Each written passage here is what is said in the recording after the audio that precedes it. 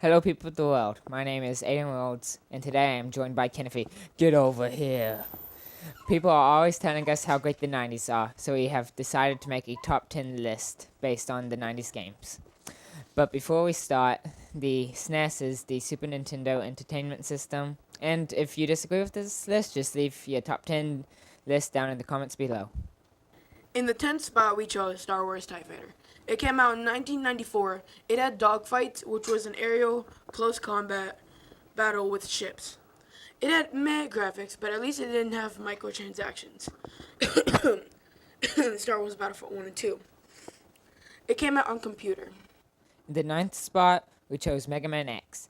It came out in 1993. It was a 2D platformer, and also in Japan, it was known as Rockman. It was pretty standard a game for its time. It had a fun story, and you had to unlock different outfits to progress with the story. It came out on the SNES and surprisingly had a remake for iPhone and iPad. So if you want to play it today on a mobile device, you can. In the 8th spot, we chose Banjo-Kazooie. It came out in 1999. It was awarded 2 awards. It was developed by Rare. It had 9 different levels and was a non-linear open-world game. In levels, you had to collect these things called jiggies. It was a fan favorite when it came out, but later games were not that good. And it came out on the N64. In the 7th spot, we chose Donkey Kong Country. It came out in 1991 and has the same gameplay as most games of its time. It was also developed by Rare and had 40 side-scrolling levels. The story is that Donkey Kong's bananas were stolen by a crocodile. It came out on the SNES. Wait, why would a crocodile need bananas? It was the 90s. In the 6th spot, we chose Super Mario World. It came out in 1990. The graphics and gameplay were not new, but it was very colorful and everything had a smile. It was a very nice looking game. It also gave you the ability to ride on Yoshi, which was awesome.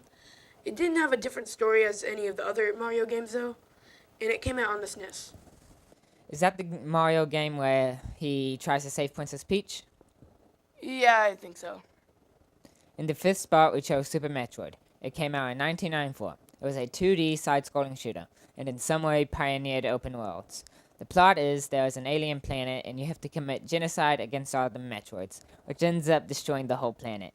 When you go home, you accidentally bring Metroid back on your ship, which is also the end of your world.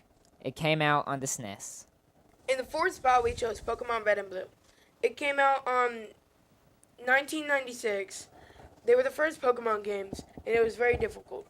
There was also a myth that spread around. If you pushed a truck, it would unlock Mew. It turned out to be fake, though.